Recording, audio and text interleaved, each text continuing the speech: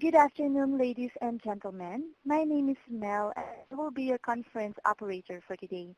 At this time, I would like to welcome everyone to the Tribal Climate Adaptation Guidebook conference call.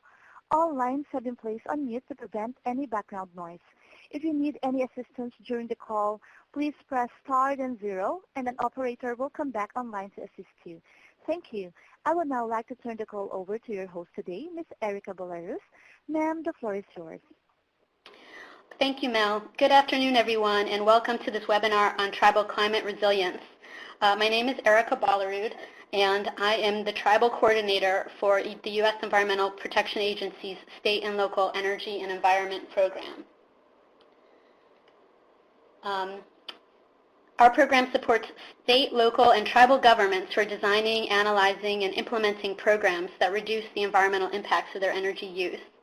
In our webinars, we always strive to highlight the experience and work of practitioners at the state, local, and tribal levels as much as possible so we can all learn from one another. And today we are honored to be able to highlight the work of several professionals who are building resilience to climate change in their tribal communities. And we're glad you're all able to join us to learn from them. Before we get started, I'd like to turn it over to Sarah Chadwick, who's going to give us some information on how you can participate in the webinar today. Sarah? Hi, everyone, and thank you so much for joining today's webinar. I'm going to go over a few ways that you can participate in today's webinar. There are 3 ways to participate.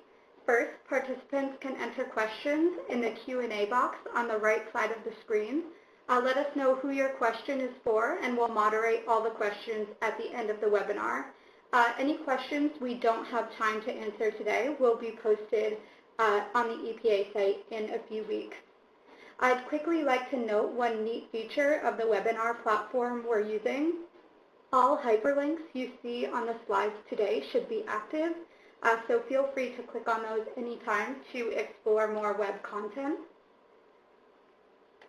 The second way to participate is through several polling questions. It should be fairly simple to participate, but users on mobile devices or tablets may need to exit full screen mode and tap on the poll icon, which looks like a slip of paper dropping into a ballot box. And then the third and final way to participate today is to complete the webinar feedback form. At the end of today's webinar, we will share a link to that. However, if you are unable to stay until the end of the webinar, you can find this link in the Q&A box at any time. So again, thank you for joining us, and that's all from me.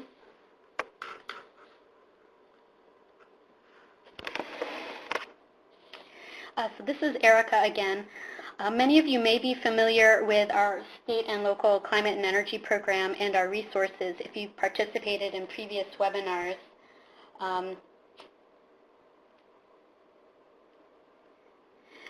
Or accessed our website. But overall, I just wanted to briefly let you know that we're focused on helping state, local, and tribal governments identify, understand, and implement strategies to help them pursue multiple goals through the use of clean energy, whether that's energy efficiency, renewable energy, or other related technologies. And ultimately, we want to help you all achieve your air quality and public health goals, strengthen your energy systems, reduce greenhouse gas emissions, save money, and many other benefits.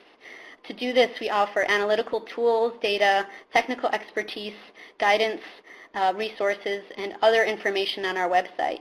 And you can access all of that at the link on the bottom of the screen. Before I turn this over to our panel, I did want to highlight a tool our program has developed specifically for tribes to use. It's our Tribal Greenhouse Gas Emissions Tool. It's a free spreadsheet tool you can access at the link on the slide.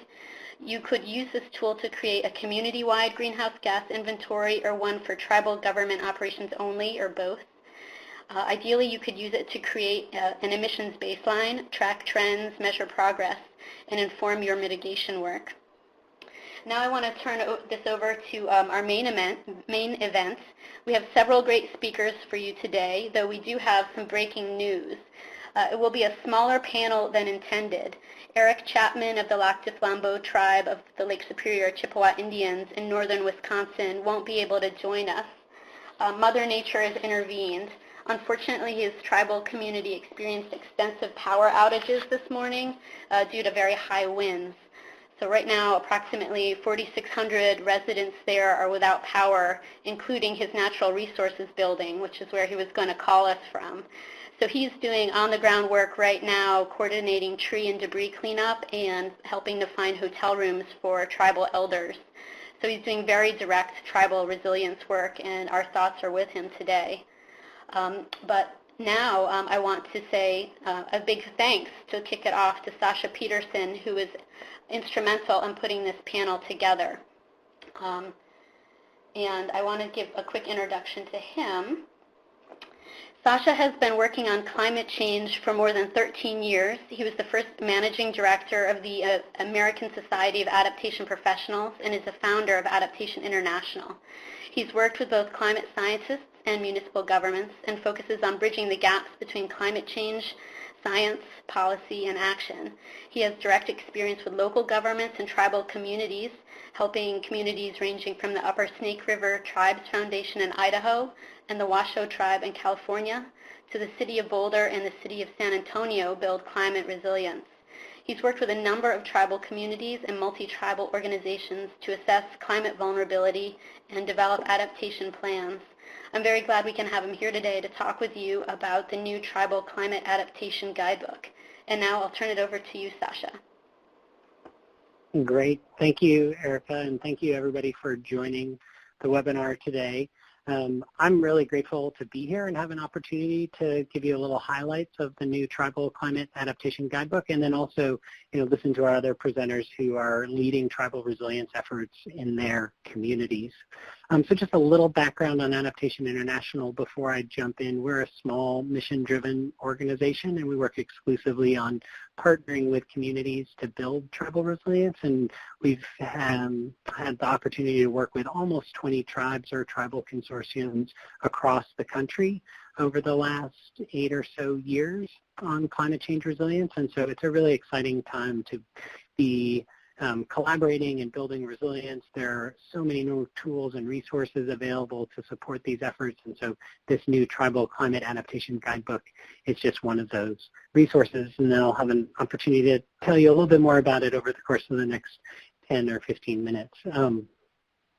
The first question that comes to mind probably is, what's different about this Tribal Adaptation Guidebook? How is it different from, the guidebook that was published more than 10 years ago that King County and ICLEI put together on how to do climate adaptation planning? Or how is it different from the resources that the state of California is putting together to support their, communities building resilience, or the new Tribal Adaptation Menu? You may even ask, what's the difference between this guidebook and this new tribal climate tool that the Climate Impacts Group has put together to support climate vulnerability assessments throughout the Pacific Northwest and the Great Basin, or the Climate Resilience Toolkit that's hosted by the federal government and has case studies and examples of climate projections for counties across the country, or many other climate resilience handbooks that are out there. So there's a lot of information and resources available.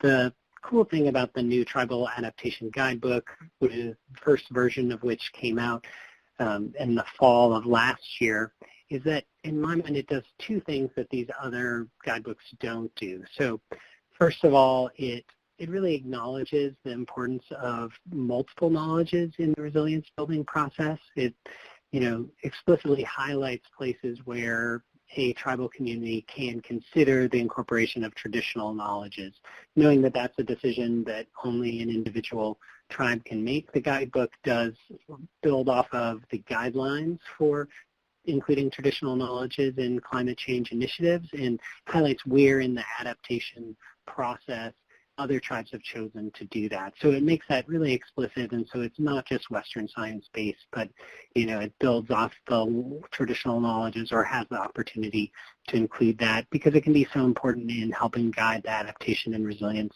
efforts of a community. It also does it in a way that highlights, the potential risks, and so that those are front and center as the tribe makes a decision whether or not to include multiple knowledges in the process. The other thing that it does is, which hasn't been done before, is build off all the great work that's happening in tribal communities across the country. Since that first guidebook that I showed was published in about 10 years ago, there has been so much effort in communities across the country to build resilience, and a lot of it is funded by the BIA and other federal programs. But it's nice to be able to have a consolidated resource that highlights those efforts, shows examples of how other tribes have chosen to address similar issues, and then kind of creates a new platform or foundation that new communities coming into their resilience building efforts can build off of. So those are the two biggest things I think this climate adaptation guidebook provides in the space that's different from those other guidebooks. I was lucky enough to be part of the writing team for the guidebook, along with Megan Dalton, who works with Oregon State University and the Oregon Climate Change Research Institute, as well as Samantha Chisholm Hatfield, who's a member of the Confederated Tribes of Sletz Indians, as well as works at Oregon State University. But while we did most of the writing, we had a huge group of support, and I'd like to acknowledge all of the people that contributed to creating the guidebook. So there were 9 advisors from tribal communities or organizations that work with tribes that helped inform the development of the guidebook. We had reviewers and contributors, more than 20 reviewers and contributors that reviewed an early version of the guidebook and then helped make changes and improve it. There were 6 editors, 3 people who worked on the designing of it. We put together funding from 3 different sources in order to create this initial version of the guidebook. And then, as I mentioned, those tribal case studies. There were case studies from more than 30 tribes, including in one way or another in the guidebook. This slide is maybe a little bit hard to see, but it highlights the tribes whose case studies were included, and then you can see there in those different columns the different steps that were referenced. So in some cases it may be that organization or that tribe providing an example of a specific engagement technique or resilience strategy. In other cases, they're highlighted, for a process choice or a way that they addressed a specific issue. And you can see some, tribal planning efforts were referenced in multiple steps of the adaptation planning process. One of the great ways the case studies are used is that the guidebook acknowledges that every tribe is different, and what works for one tribe may or may not be appropriate for another tribe, but that tribes have found solutions to different challenges in the resilience arena in different ways. So this table is from the vulnerability assessment approach portion of the guidebook, and it highlights 5 tribes and the way they chose to assess climate-related vulnerability and risk for their community. And you can see that there's a varying degrees of investment from both the staff or, Western science or traditional knowledges included in that process.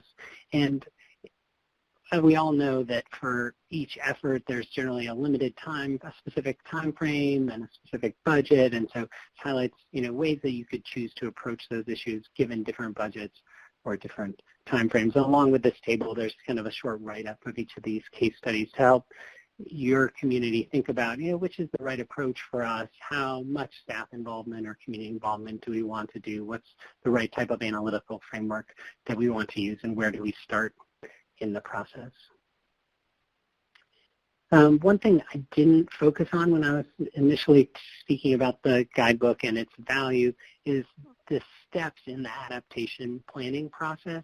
So for this guidebook, everything starts with centering the tribe's adaptation efforts. So thinking about, what is the tribe's vision for its community, what are the issues that it's currently dealing with, what are the goals for the community, and then how does adaptation and resilience fit into that framework.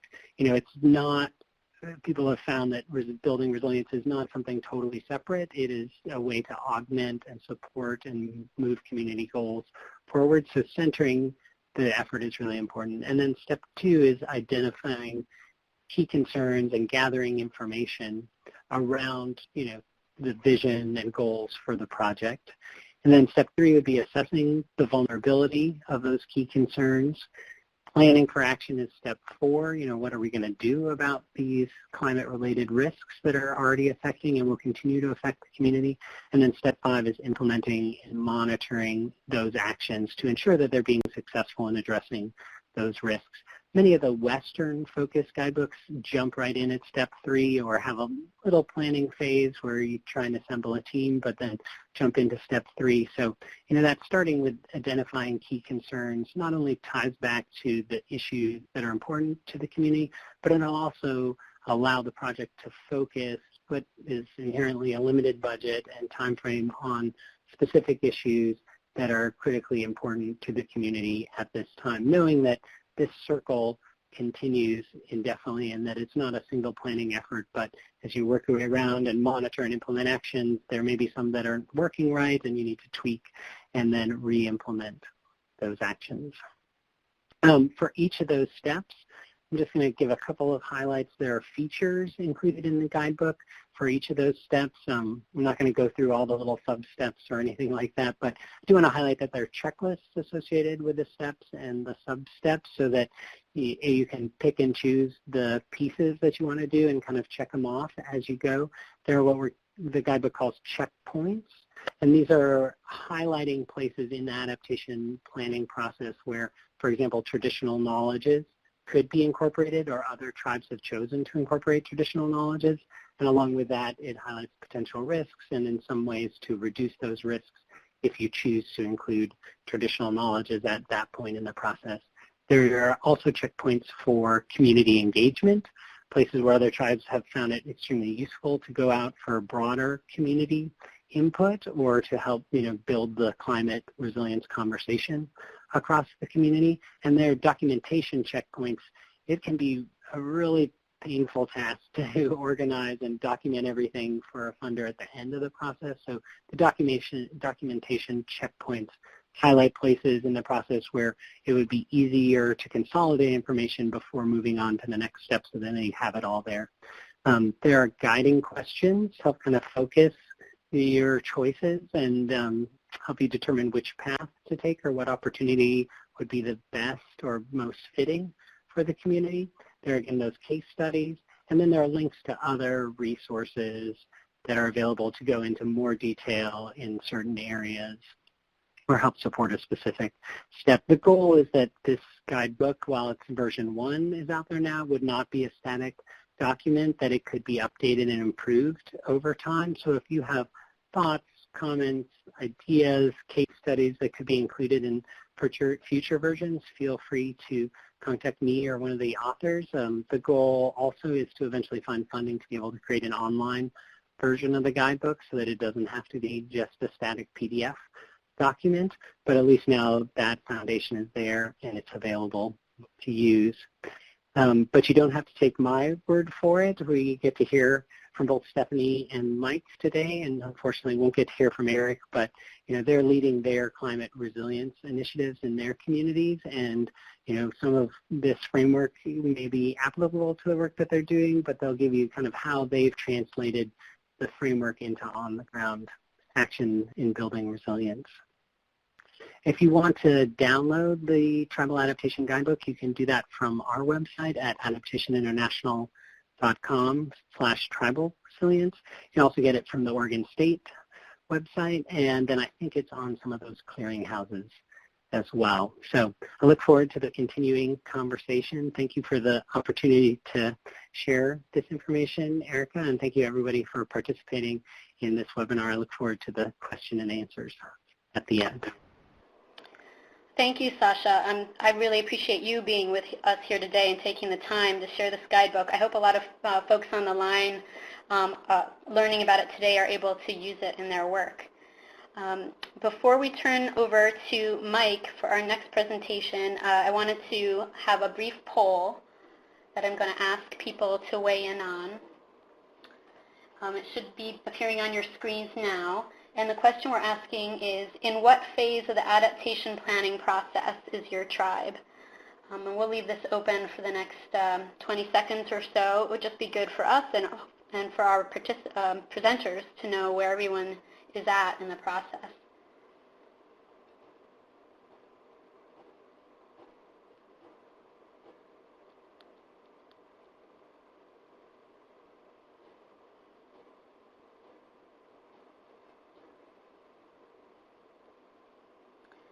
All right, looks like we can, oh, a few more folks are still weighing in, but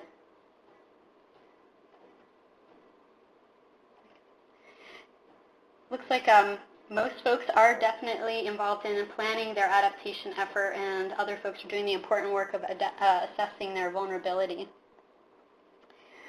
Our next presenter is Mike Chang. He's the Climate Adaptation Specialist for the Makah tribe. He's led the Makah tribe's Climate Impacts Assessment and coordinates the climate adaptation and resiliency planning process across tribal departments and the Makah tribal community. Mike also supports the tribe by participating in various state and regional marine planning groups and is working on a tribal land policy tool for natural resources managers. He's an author for the Northwest chapter of the recent U.S. 4th National Climate Assessment, where he focused on highlighting climate impacts to tribes and indigenous people, cultural heritage, and frontline communities. And now I'll turn it over to you, Mike.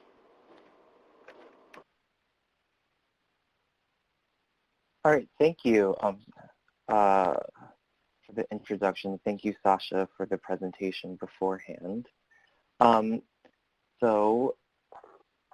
Just a brief overview. At least for the Makah tribe, this presentation today is really going to highlight on how we've begun using cultural, traditional, and local knowledges within our climate change planning process. And we've really highlighted this as the framework we've been using, because when we start talking about climate change, ocean acidification, rising temperatures, droughts, it all came back to the cultural values that the tribe has historically and traditionally held. And so that kind of became the central theme throughout all of our planning processes, which I'll talk about today. So before we begin, I just wanted to give a brief overview of the Makah tribe. So the Makah tribe, their traditional name is Quidichiak, which means people of the Cape in the Makah language. In 1855, they signed the Treaty of Nia Bay, and in doing so, they ceded about 300,000 acres of land to the U.S. government and reserved the rights to hunt, fish, gather, whale, and seal within their traditional, usual, and accustomed fishing areas. The Makah identity, culture, and economy, like many, many tribes, are dependent on the natural environment, and for the Makah tribe in particular, the ocean. And this is best encapsulated in minutes from the signing of the Treaty of Nia Bay, where one of the tribal leaders says, "I want the sea is my country." Our current reservation is about 47 square miles, and we're located at the northwest tip of the Olympic Peninsula in Washington State. If you're familiar with the area, it is beautiful. So I just wanted to show real quick about how we've begun at least planning for climate change internally. And this is kind of a very simplified logic model on how we're trying to accomplish it.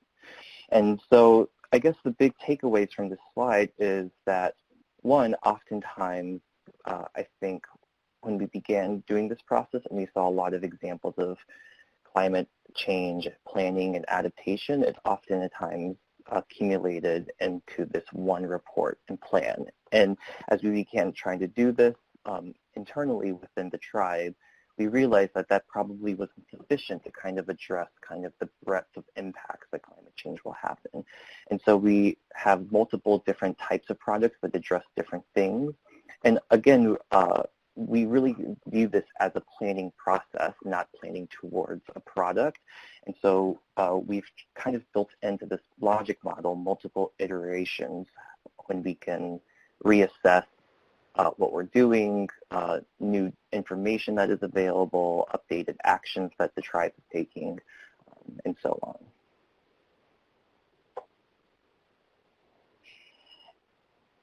And so again, I want to highlight that even though I'm the one speaking today, I'm really grateful in building and speaking about the work that is built upon by this true collaborative effort amongst the entire tribe.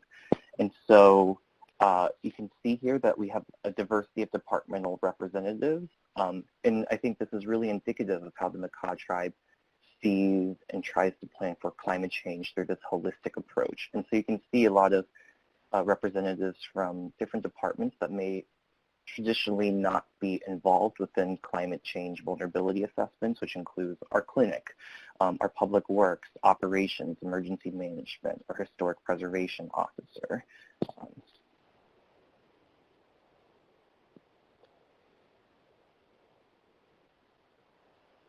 So this slide, I guess, really tries to encapsulate how we've tried to incorporate Makah's traditional and cultural knowledge throughout the entire planning process.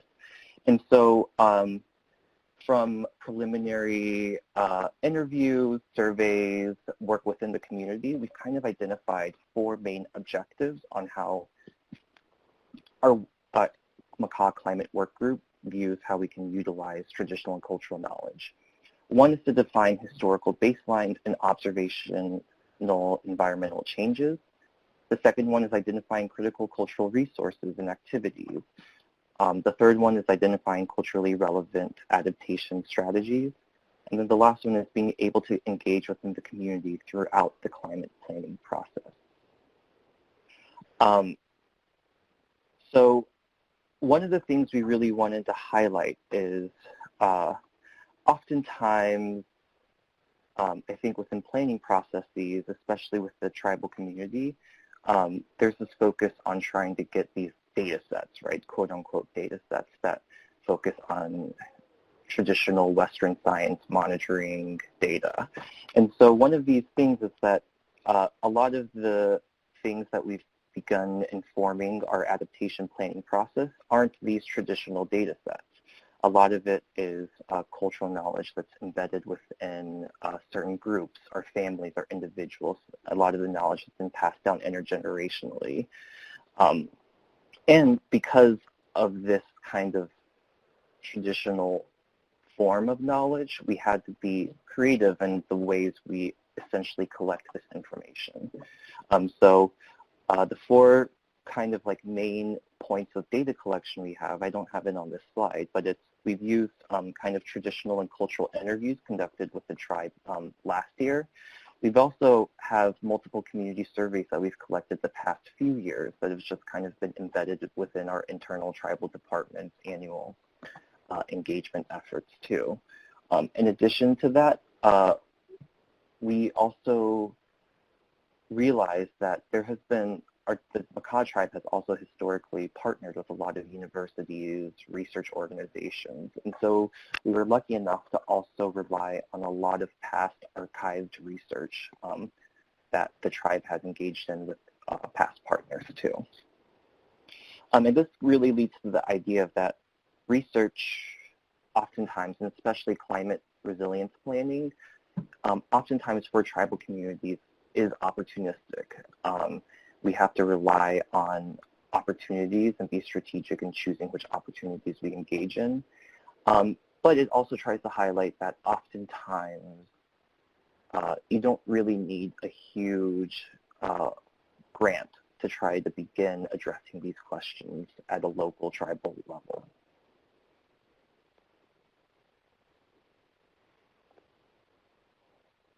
So one other thing I wanted to highlight is that oftentimes when we deal with tribal, cultural, and traditional knowledge, there are a lot of ethical considerations that surround that. And so here are kind of 3 topics that our internal tribal working group talked about. The first one is this idea of climate adaptation. It's newer, I guess, within the literature that came up within the past few decades. And there's a lot of conversation about how this could potentially be problematic, especially within the tribal community, since many tribes have been adapting to environmental and climatic changes for generations and millennia. It's also been criticized by several indigenous communities and scholars because not oftentimes, but sometimes, using the term climate adaptation can be viewed as this extension of this scientific imperialism of these scientific institutions. And so continually utilizing this term for forced adaptation or forced assimilation of indigenous peoples and communities. In addition to that, there is a lot of conversations, at least within indigenous scholar circles, about how do you appropriately and ethically gather traditional knowledge. And so this idea of free, prior, and informed consent is people need to give their information freely. They need to be given prior knowledge of what it's being used for, and then they need to give their consent to use their information too.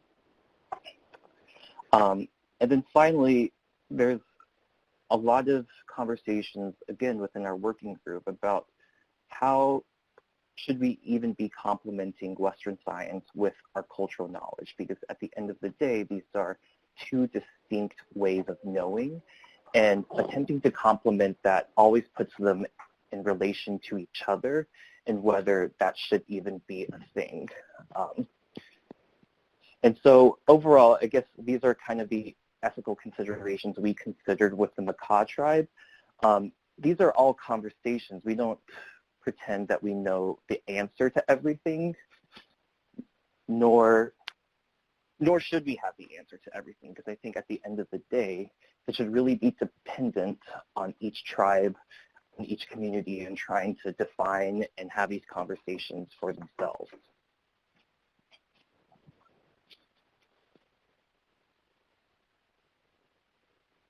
So again, we keep using this term traditional and cultural knowledge, and so I think we wanted to explicitly define that for everyone.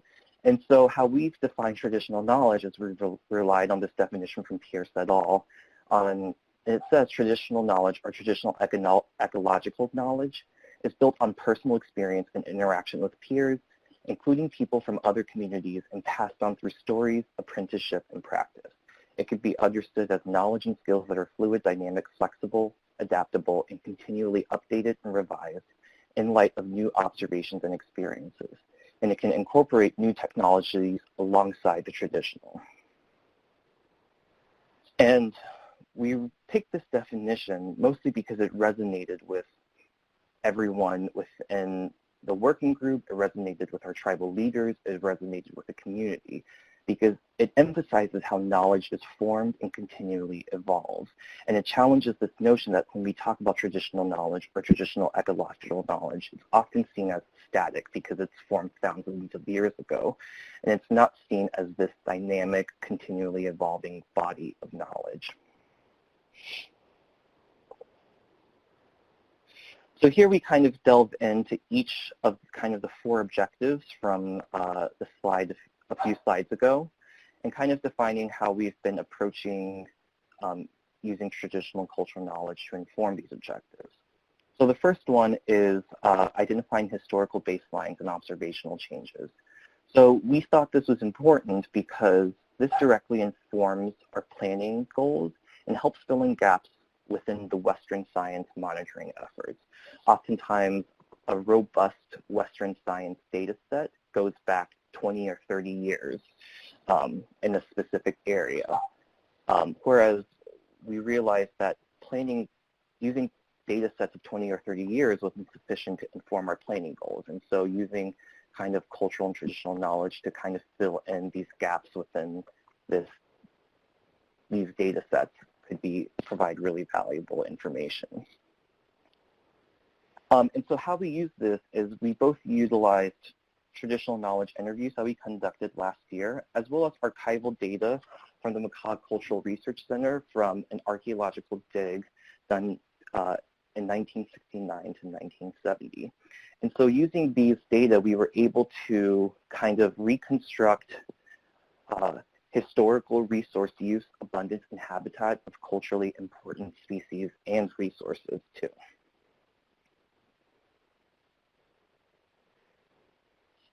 The second big thing is identifying critical cultural resources and relationships that are important for the Makah culture and community. And so the big thing about this is oftentimes, especially from this Western science perspective, is we often plan for species or resources oftentimes within its own silos. And one thing that really came out throughout community engagement, interviews, and surveys is that not only do we have to identify the resources, we have to identify the relationships culturally, spiritually, using it for subsistence activities that the Makah community relies on. And so utilizing interviews and surveys from the past couple of years, we've begun identifying many of these critical relationships that tribal members have with their surrounding natural environment. And so this is one quote at the bottom of the slide that came out through our interviews. And so this is a Makah commercial and subsistence fisherman. And he said, "Being on the water, I have to be. There is nothing like it. The water draws me to it. The ocean draws me to it. And I just need to be out there." And I think this highlights that the fact that oftentimes kind of these intangible activities and relationships are often not represented within these traditional vulnerability assessments or adaptation plans. The next one is identifying culturally relevant adaptation strategies. And so this one is more self-explanatory in the fact that any adaptation or resilience strategies that we're trying to propose and implement, we want them to be culturally relevant and culturally appropriate.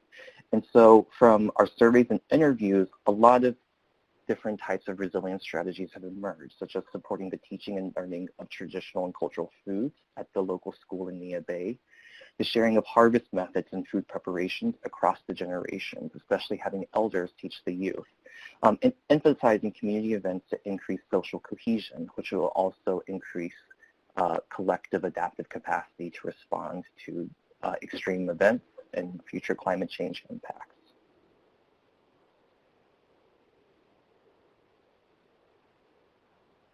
And finally, this is something that using kind of traditional and cultural knowledge and stories as a means for community engagement has been a process that works well for the Makah tribe. And so the community is about 1,200 people, and within kind of all of these different informational gathering, quote-unquote, data sets, almost every single family and household is represented within all of this. And so that provides us an extremely robust baseline of data that we can use to inform our tribal planning process.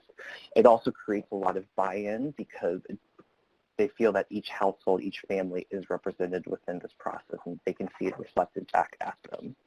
In addition, kind of using this cultural knowledge, stories, traditions, activities, and relationships, it directly connects kind of these climate change data, which is oftentimes used and framed as like scenarios or future projections or in climate models, but it connects them directly to the lived and local experiences for the tribe.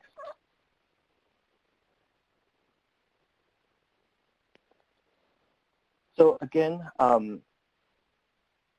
bringing it back to this framework that we've begun utilizing, the first thing is it's not the end-all, be-all. And I think the big thing is we're still learning, we're still constantly changing about how we are responding to community priorities, to the tribal priorities. In addition to that, like we know that each tribe should be having these conversations within their own community. And so we're not purporting that this is the only way to plan for climate change. We're just kind of adding this as another example in this toolbox of suite of case studies that tribes can rely on to begin planning for. As Sascha said earlier, there's over 30 different case studies and examples within the Tribal Adaptation Guidebook. The second one is, again, opportunistic data. We've been lucky that the Makah tribe has this history of partnering with other institutions and organizations.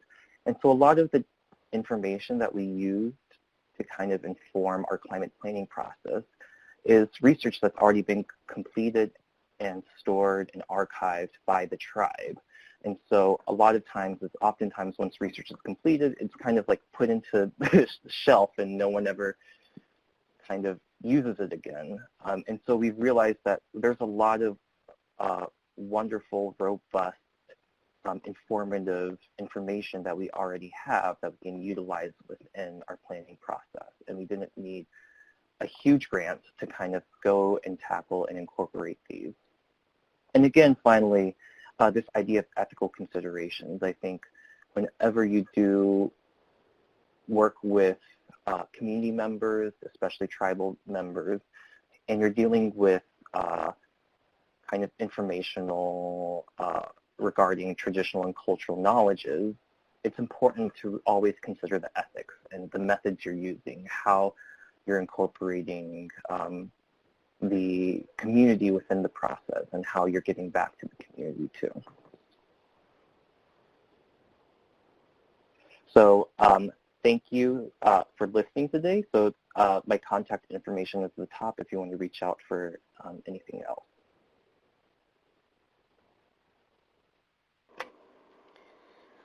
All right, Mike, this is Erica. Thank you so much for that presentation. I really appreciate it. I know I definitely took away some new information from your presentation. I had not really recognized or heard before how the phrase climate adaptation might, the full meaning of that, how that might play in tribal communities, and that's really valuable to hear.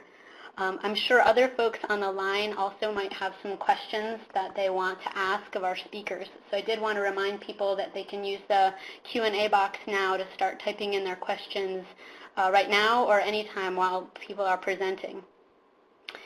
Before we turn to our final presenter, I did want to roll out our second poll question. It should be appearing on your screen now. It says, what resources has your tribe used for adaptation planning? Adaptation toolkits or guides, assistance from nonprofit or adaptation groups, assistance from state or federal governments, assistance from universities and scientific partners, guidance and information sharing with other tribes, or other. We'll leave this open for another 20 seconds or so.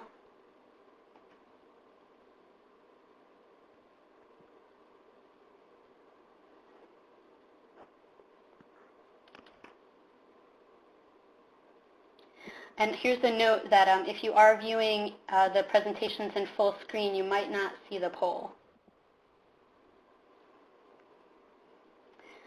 Okay.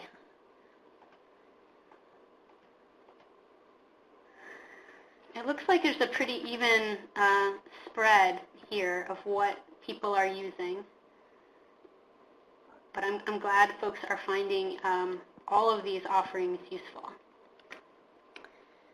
And now we'll turn to our final presenter. Last but not least, Stefanie Krantz is the Climate Change Coordinator for the Nez Perce Tribe in northern Idaho. She is dialing in from her hotel room from a recent conference and nursing a broken toe, so I'm very grateful that she can be here with us today. She's coordinating the vulnerability assessment and adaptation planning processes for the Nez Perce Tribe. She's also working on a toolkit project to help staff include climate and cultural concerns in restoration planning, assisting with a climate-smart agriculture modeling project, and with solar development planning at the tribe. Her background includes wildlife biology, agricultural ecology, research, surveys, monitoring, and planning. Take it away, Stefanie. Thank you, Erica, and thank you, Mike and Sascha, for your presentations. Sascha and Mike have both been inspirations to me through this process and a huge help, and I just want to give them a shout out for the incredible work that they've been doing. For my presentation, I'm also going to talk about traditional knowledge, but as Mike highlighted, every tribe is different, and in some regards, the Nez Perce tribe wants really detailed scientific data to help with planning. We have a large fisheries department and a large natural resources department, and there's some siloing and a lot of coordination and a lot of complexity to the work that they do, and about 30% of our staff are non-tribal and about 60% are tribal members. And so it's a really great place to work and to learn. And I think the first thing I want to do for this presentation is call your attention to the 4 pictures at the bottom of this introductory screen, because this depicts a series of events that really led to me having this job and the tribe taking on climate adaptation planning in a new way. As Mike was saying, the idea of being adaptive or resilient is a little bit offensive for the Nez Perce or the Nimiipuu. The Nimiipuu is what the Nez Perce call themselves. The French erroneously named them the Nez Perce. But the Nimiipuu are resilient. They have survived many changes, including dramatic changes in climate. They have oral history that describes the Bonneville floods and the Missoula floods. And for those of you who aren't familiar with those events, it's essentially when the glaciers went away in Utah and Montana and northern Idaho and northern Washington. And there were a series of huge floods. And the Nez Perce are based in northern Idaho. Their Indian Claims Commission territory is actually in 4 states, mostly in central Idaho, but also in Oregon and Washington and Idaho. And they were nomadic, and so their phenological knowledge of the timing of seasons is a very important part of their culture. And one of the things that's central to their culture is fishing. And so this series of pictures focuses on these extreme events that were an incredible tragedy for the tribe and for many tribes in the Columbia River Basin. So the summer of 2015, they had the worst drought in living memory. There were incredible fires and smoke events. The fisheries staff that were monitoring salmonid reproduction and have been in these creeks for, decades, found that places where steelhead and other salmonids had been laying eggs successfully were dry. They found in this picture, the 3rd picture from the left, there's haye eggs, steelhead eggs in a dry creek bed. And then the 4th picture is the mudslides that came when the rains did start after these fires and droughts. So this event was very important in the timeline of the planning process for the tribe. And it kicked off a more comprehensive process. And like I was saying, this process was driven by the tribal leadership and the staff and the community. And the tribe had already been responding and planning for climate change, but they recognized the need for a comprehensive process because of these events. And they also decided that they wanted to have local staff to do the work. And, for me, it was extremely flattering to receive this job, to do this work with the tribe. We got our funding from the BIA initially, and since then I've gotten some funding from the EPA to do this climate and culturally smart restoration toolkit, which I don't have time to talk about in this talk, but stay tuned for climate smart workshops. But one of the things I really wanted to point out is that for the Nez Perce, it's not enough to adapt. They want to focus on mitigation and sustainability. They want to change their culture and reduce their carbon footprint as well, which has been an exciting part of working for them. And like I was saying, Western science and traditional science are just as important for the work that is being done at the tribe. And this picture just gives you a taste of the Clearwater River and how beautiful it is in northern Idaho where we live. I put the timeline of our climate planning process on the timeline of the rising level of carbon dioxide in the atmosphere, because I think it's instructive and important to know that these processes take time, and while time is passing, our climate is changing dramatically. And I just wanted to give a shout out, like I said, to the fact that the Nimipu are people who have survived the huge floods, and one of them actually told me that they believe their next trial will be by fire, and I suspect that to be true. So in the mid-1990s, when there was about 350 parts per million of carbon dioxide in the atmosphere, the tribe developed a carbon offset project, and it was a forestry project where they got carbon mitigation funds from the Chicago Exchange to plant trees, and that project was completed by 2010. And they haven't done additional projects of that nature, in part because they want to have the sovereign right to manage their resources the way that they see fit, and those carbon exchange programs don't necessarily account for tribal sovereignty. So that's been another really interesting part of working for the tribe, since they're so interested in mitigation. But the mechanisms for doing that aren't necessarily inclusive of the tribal perspective.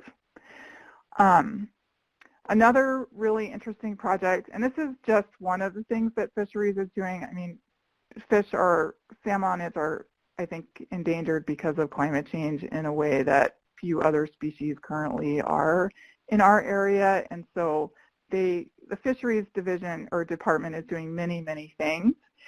But from 2005 till now, they've been working on a project to end the diversion of water off reservation to our local city, Lewiston, and move that water back into local streams to protect habitat for salmonids. In 2011, one of the staff at Water Resources got a small grant from a model forestry group to do a adaptation plan for the Clearwater Subbasin. And that staff person actually had a change of plans. She got pregnant and left her job to be a mom. And so my supervisor, Kim Clark, actually wrote this plan over a couple of months and didn't have time to include the community. And it was a good start, and it helped forestry and water resources focus on planning and learn about climate change, but it wasn't officially adopted by the tribe. And then, as I mentioned from that story before, 2015 was the year when there were massive smoke events, drought, fires, etc., and this humongous fish kill where millions of fish died in the Columbia River Basin. And after that, NEPTEC asked Fisheries and Natural Resources to do something about climate change. So in response to that, in January of 2016, they devoted their annual retreat to climate change and did workshops where tribal staff came up with ideas for how to mitigate for it and respond. And the result of that was the formation of a climate change task force, which includes staff from natural resources and from fisheries. And that task force decided that they did not have the capacity in their individual jobs to work on climate change, so they hired a coordinator, and they received funding from the BIA to do that. So there I am in December of 2016. I want to give a shout out to ITEP. For those of you who are starting your planning process or in the middle of it, they do excellent trainings on climate adaptation planning, and that was one of the things that really helped us in our process and our planning. When I first started, I had some seed money to hire climate change interns, so I hired 3 students, one with a master's in cultural anthropology, and one that was doing socioeconomic and ecology and sociology for her PhD on water resources, and then another who's a climate modeler and scientist looking at forestry. Those people are Amber, Becky, and Eric. And Becky, unfortunately, left us to go to Africa in the first year, but she helped us update our water section. And Amber, because of her background in social science, she was instrumental in doing a lot of the work that I'm going to present today. And Eric has done a huge amount of mapping and modeling for us. So it was a huge benefit to have people with other skills to assist with this project. The other thing that happened as a result of the DNR retreat is that the tribe actually passed short-term climate mitigation measures. And these measures are just the lowest hanging fruit. You know, northern Idaho is not a place that's known for its sustainability culture. And the tribe recognized that climate change was a way to tackle some of this low-hanging, inexpensive, and easy sustainability work with plans to do more. My team started a community-based process where we actually interviewed elders and spoke to locals and did a survey and became involved in things at the tribe in order to learn more. We received additional funding in 2017 and 2018, which allowed us to do a full vulnerability assessment, which we're almost done with, and then to work on this climate and culturally smart toolkit and to do surveys and this climate smart agriculture project. So our vulnerability assessment will be in review by the end of the summer, and our toolkit is in testing, and these other projects are going forward. So I just wanted to share a little bit of the information that we learned from the community through doing a survey. And I would highly recommend putting together a survey, even if it's not perfect. The unscripted responses were incredibly meaningful and showed us just how much people care about this and how accurate and incredible their observations have been. The Nimipu live very close to the land, and gathering and hunting and fishing is a huge part of their culture, and so they've already noticed a lot of changes because of climate change. So we asked way more questions than we probably should have, but we wound up getting 274 complete responses. And when we asked people, when do you think climate change will start harming treaty reserve resources, 86% said it already is. And then when we asked how important it is for the tribe to focus on adapting to the impacts, 88% said very important. Water and renewable energy were two of the main things that people wanted us to focus on, which was very interesting. These quotes are just a taste of some of the impacts that people have observed. I'm just going to read a little bit from these quotes. These changes have impacted my family personally for years. We've experienced lower numbers in herd animals that we hunt. We've experienced less in dry roots and berries because of extreme temperatures and lack of snowpack. The snow runoff is going faster than ever, so the river gets low fast, which prevents us from certain fishing. Invasive species are starting to cover sections of land that used to be covered by native plants and species. Climate change could literally change our entire way of being and doing. This is alarming.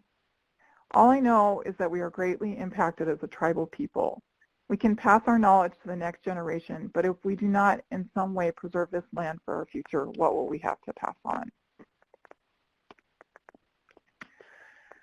So from interviews with elders and the survey and interactions with tribal members, we developed a summary from the traditional knowledge of how climate change is already impacting tribal members. And I'm just going to present a tiny bit of that here. The changing timing of the seasons and movements, health, and abundance of wild animals, fish, and native plants has had dramatic spiritual, practical, and economic impacts on the tribe. Notably, the seasonal round is an important part of Nez Perce culture. Like I was saying, the Nez Perce were nomadic, and this depiction of the seasonal round shows that different resources are available at different times of the year. And if you can imagine, in the past, people were walking hundreds of miles with thousands of people to go fish at Celilo Falls, or traveling over the Bitterroot Mountains to hunt bison, or going to particular places to gather particular foods. And the order and timing of these foods is an important part of their culture and spiritual practice. So the gatherers have noticed that the timing of early spring foods has changed, and in some cases the order. The gathering period is shorter, and that some of their ancient and precious gathering sites are being impacted already by climate change. Like I was saying with fish, lethal water temperatures, reds and dry creek beds, and extremely low returns have impacted subsistence fishing. The distribution, timing, and quality of berries has changed.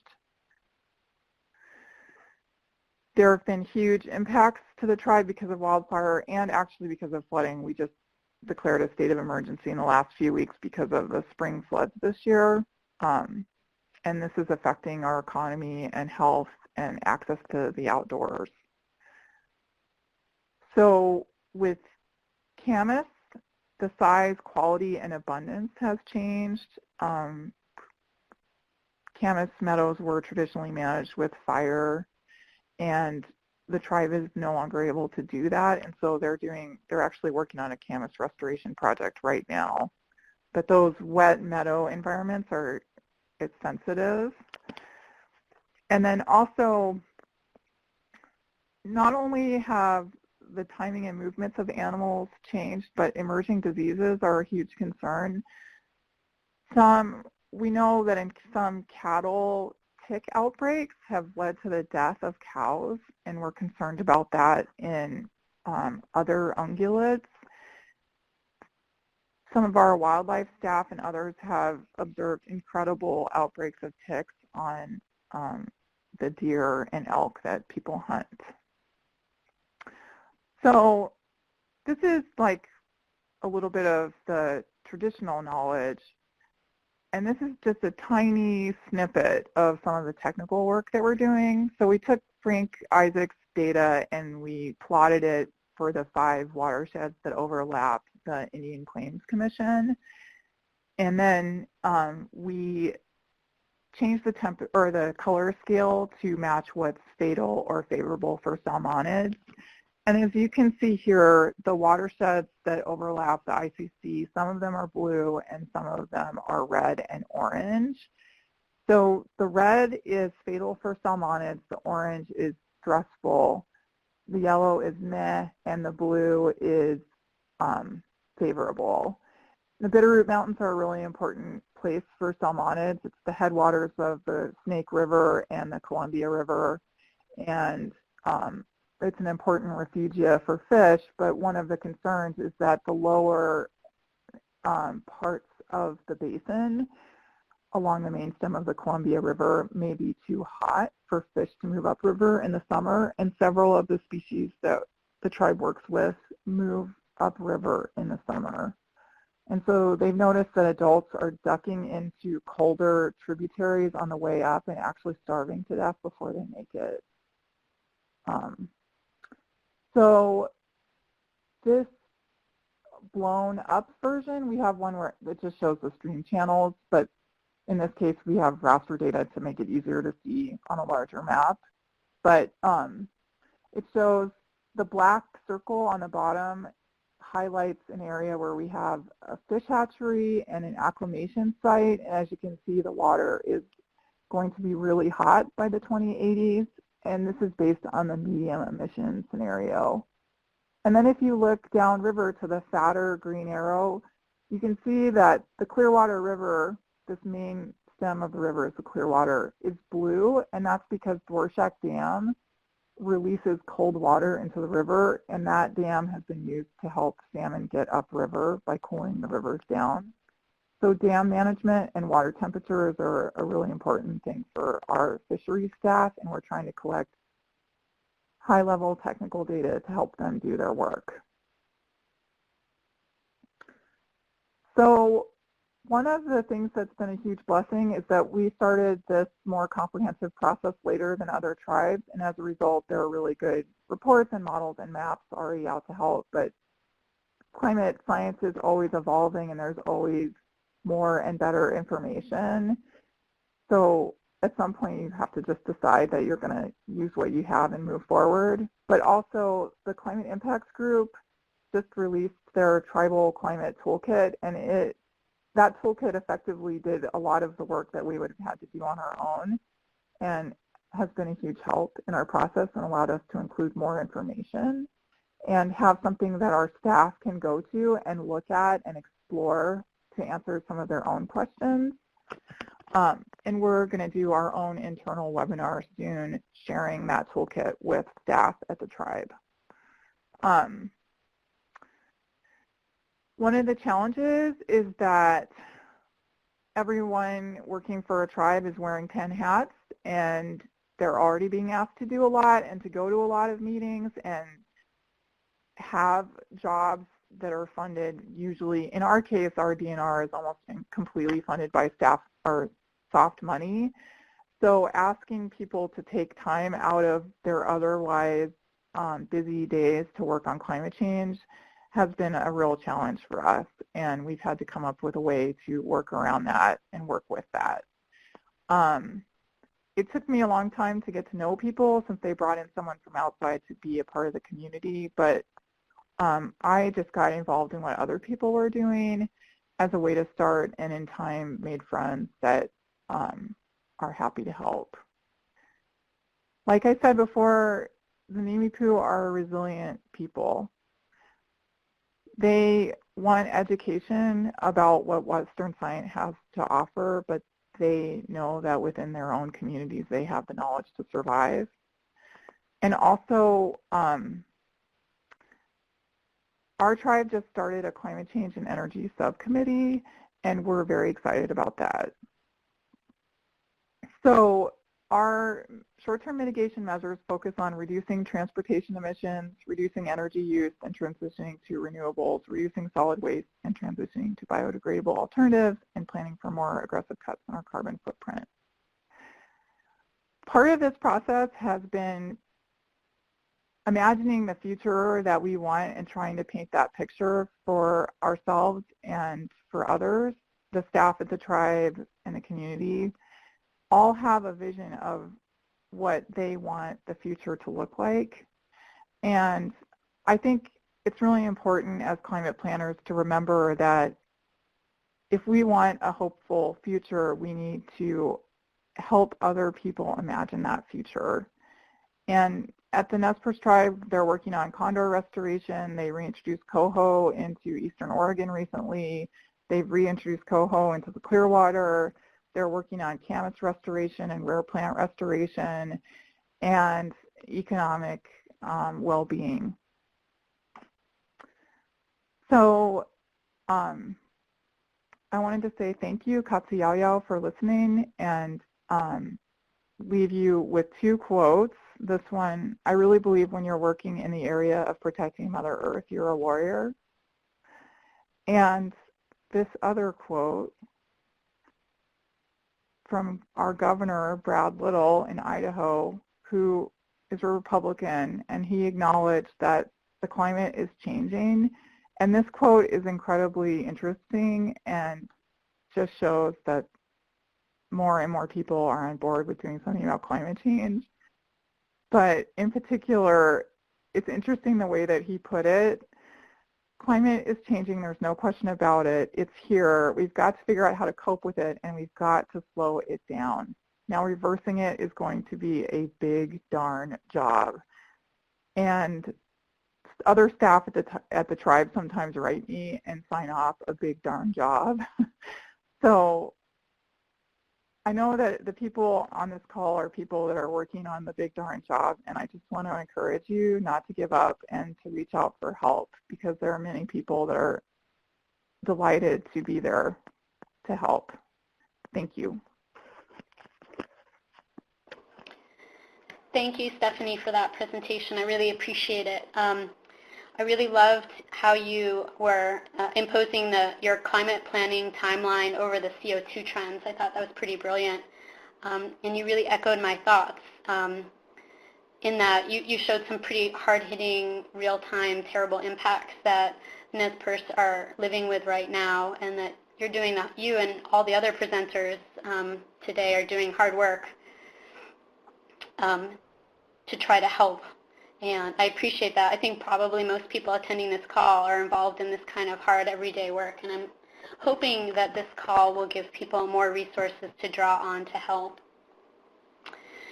Before we go to the Q&A, and feel free to keep adding questions now that our presenters are done, we did want to do one last poll that we'll put up on the screen shortly. And this one reads, what non-monetary resources would be most helpful for tribal planning adaptation?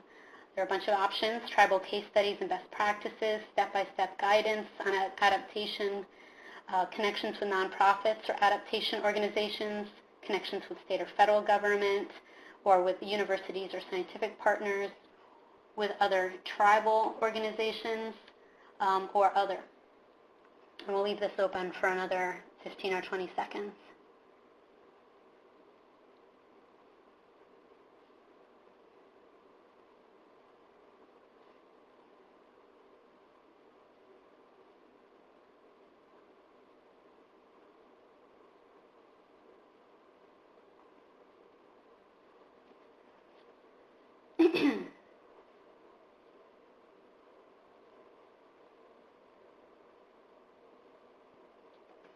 All right, close the poll.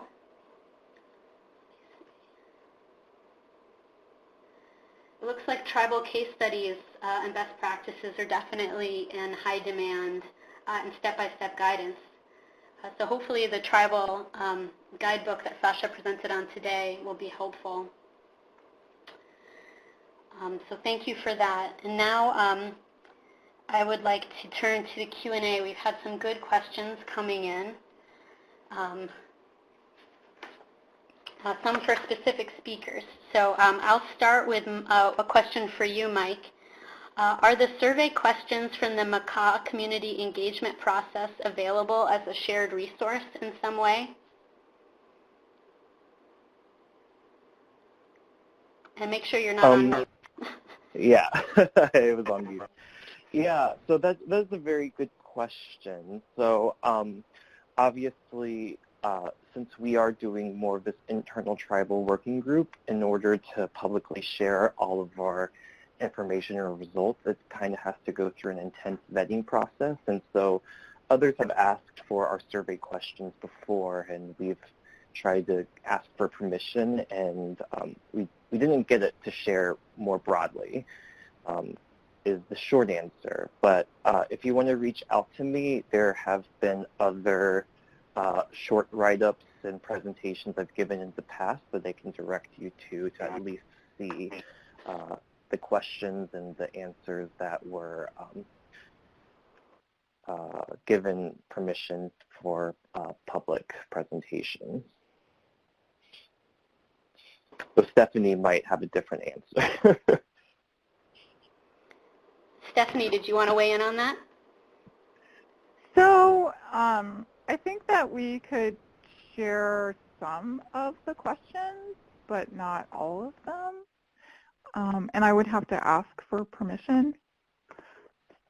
But we also, it's interesting because Amber and Becky developed our surveys, and then Amber and Becky were both working part-time for me, and Amber had a second part-time job actually working for a survey group at the University of Idaho. And after she started working for them, she realized that she would have done our survey a little bit differently. Like it was pretty long. But we offered 3 $100 gift cards to Walmart, which in our community is one of the few places where tribal members can shop inexpensively, and so that was a big draw, and it made it worth it for people to spend the 20 minutes on our survey or 25 minutes. But the answer is maybe, and some of them for sure. Yeah, and I just want to reiterate the gift cards. I think one thing that's really important is you want to compensate people for the time and the information that they're giving to you, and so we also gave out gift cards for every single person who completed the survey too. Well, and also in our case, like our tribe has a very specific honorarium system for elders, so we wrote that into our grant and asked for the money to pay elders for their time for interviews. We had another really interesting thing happen too, where a photojournalist who's from Idaho contacted us, and she did a story about climate change in Idaho, which I think she's negotiating with a couple of distribution outlets about publishing that.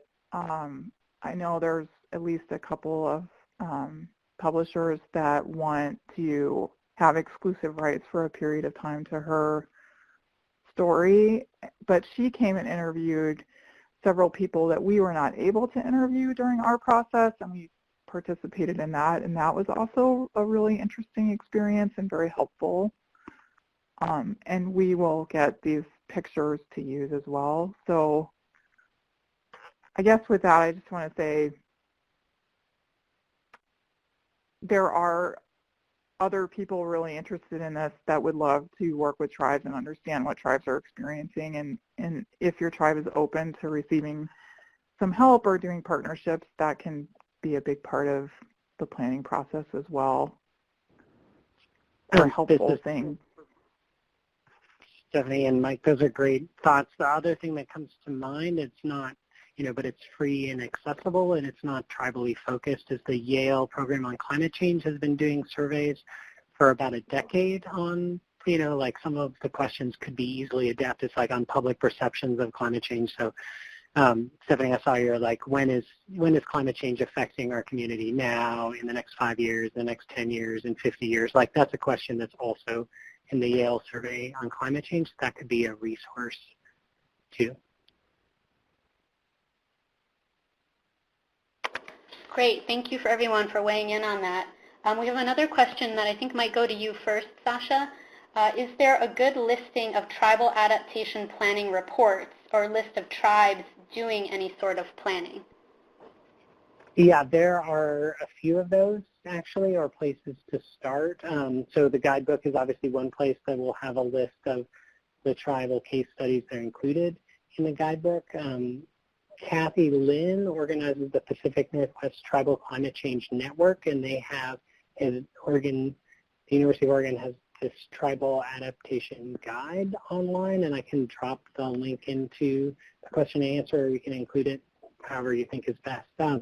But they have a list of tribal adaptation plans on it. I think ITEP also curates a list of tribes who have been working on it. The BIA, who has been instrumental in funding tribal adaptation and resilience efforts on their website, has a map feature that shows the projects that they've funded, and some of them have links, to more specific information about the particular project that was funded, but their map kind of compiles federal resources that have been put towards tribal resilience efforts. And then there are a couple of other kind of clearinghouse sites. There's the Climate Adaptation Knowledge Exchange, takex.org, the Georgetown Adaptation Clearinghouse, run by Georgetown University, and then the Climate Resilience Toolkit that all have some adaptation examples, and you could search, tribe or tribal resilience and see what comes up there.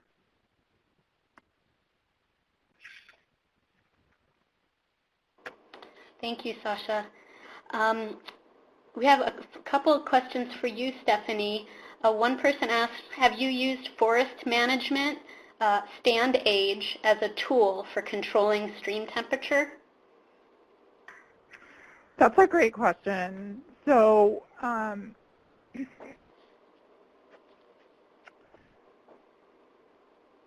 fisheries, and so let me try to explain it. So fisheries has a watershed group, and watershed does restoration, and they often work with forestry. And then forestry does a number of projects, but most of forestry's work is actually limited to the reservation except for fire. Our fire crew obviously works all over the place. And so, you know, in the case of the Nez Perce, a lot of the reservation has been converted to wheat. You know, they were allotted, and so I didn't show a map of this, but the tribe owns about 17% of their reservation, and forestry does projects on that land. But it's checkerboarded with farms. Some farmers are better stewards of the land than others, and the tribe, because most of the landscape has been converted to wheat, the tribe has worked pretty hard on trying to push or encourage and create incentives for for non-tribal farmers within the reservation boundaries to switch to no-till, and they've had a lot of success with that. But they haven't had a lot of success with getting farmers to shade the tributaries. But also, you know, the tribe works with Nez Perce Clearwater Forest and 10 other national forests on doing consultation and management, and in some cases co-management. And so where there's forest, the creeks and rivers are actually quite a bit cooler. Where these water bodies move through farms, they're a lot hotter. And in some cases, these farms used to be wet meadows that had meandering streams and patches of trees and riparian areas, and they were highly diverse. A lot of the reservation is part of the Palouse Prairie, and so, you know, it's one of the rarest prairies on Earth now because of conversion mostly for growing wheat. And so modeling has been done that looked at cooling down all of the tributaries. If you were essentially to plant riparian vegetation and cool down all of these tributaries, you know, could you cool down the main stems of the river and the rivers? And the answer is no, because these rivers are impounded behind dams. They are so hot that even shading every single tributary would not make the difference. And the reason that we started a climate smart agriculture modeling project is to figure out how much carbon could be sequestered and water by different land management practices, because if our precipitation is switching from snowpack to rainfall, then the water has to be captured on the landscape and filtered underground, and the ground is the best next cold place to store water in order to help our creeks and streams. And a lot of the springs and creeks have dried up on the reservation because of land management and not necessarily just because of climate change. So this is a long-term ongoing challenge that the tribe is facing with managing for salmonids is hydroelectric power and land conversion. So that's the long answer to that little question. Thank you for that. My next question is for everybody, does your tribe have experience with a hazard mitigation plan? And if so, how did the development of that relate to your climate work?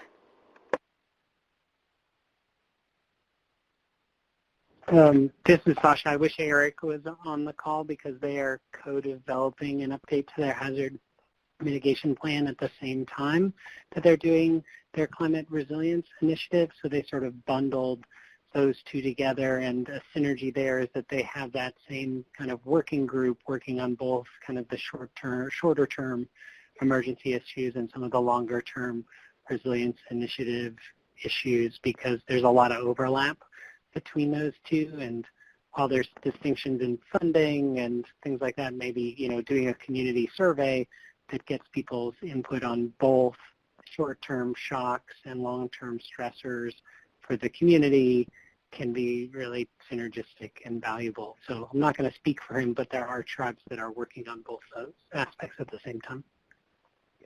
Yeah, and this is Mike. I want to build on that. The Makah tribe, we're also currently updating our hazard mitigation plan too through the emergency management department. And one way I think, like Sascha highlighted, is that our mitigation specifically is focusing on earthquake and tsunami risks, and what does that mean, at least at infrastructure support system accessibility level. And then we've really taken at least some of their preliminary findings to at least inform kind of what are potential challenges and barriers in the context of an extreme event and climate change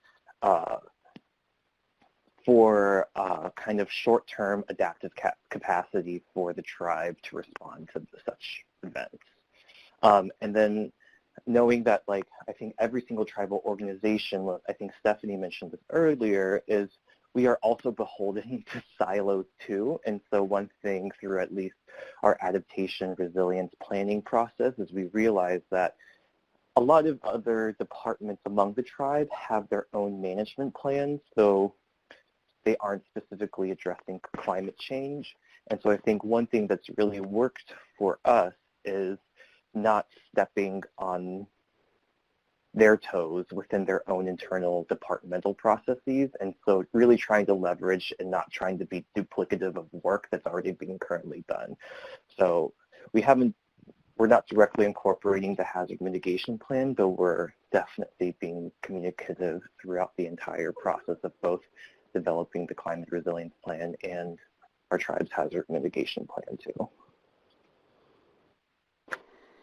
Okay, we're almost at time, but I did want to throw out one more question that maybe folks can give quick answers to. A question came in: how prevalent or relevant is youth activism in your tribes?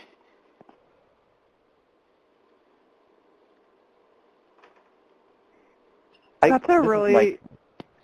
Go ahead, Mike. Go ahead. Sorry. Okay, yeah. Why don't you go first, Mike, and then I'll go. Okay, sorry. Yeah, that's a really good question. I think at least youth activism we've really seen come into handy at least at our tribal organizational level. So one part is through our surveys too. We're really encouraging youth to come forward, talk about their priorities, identify their own resilience actions. And so we have this, and I think through that whole community engagement process, there's this new awareness, I think, that is like being cultivated among at least the tribal youth that go to the school to try to become more engaged. And so there's a lot of different instances of them advocating for more curriculum, trying to address changing ocean conditions, for instance. And then some of the programs and fundings that we currently have or that we are seeking out, a lot of these ideas also come from the youth because they feel now empowered to voice their opinions to their parents who are also tribal staff. And so it's kind of cascaded in like a lot of different ideas. We've had videos produced targeting cultural food gathering and preparation mechanisms that since the youth are really technologically savvy, we're able to help out throughout the entire process. We've had people come to us with ideas about, can we do a cultural food map across the reservation, and or how can we implement community food networks? And so at least at the tribal level, activism and kind of voicing their opinions, their ideas has been really, really fruitful. I'm done. Stefanie, go ahead. I think with Nez Perce culture, it's hard there's sort of a it's an honor to be a spokesperson, and it's not something that most people feel comfortable doing. So the kind of activism that we've seen has been actually led by people who are Gen Xers, I'd say, and a group formed a separate nonprofit that works with youth and does education. It's called Nimipu Protecting the Environment, and that group came out of the megaloads protests when tribal members were finally like, you can't be shipping this dirty energy through our reservation on our small highway next to a creek. And several members of the tribe went to Standing Rock. But I wouldn't say that there's like a youth movement within the tribe to focus on climate change at this point. The tribe's been working on environmental issues for a really long time, and I think that's part of it.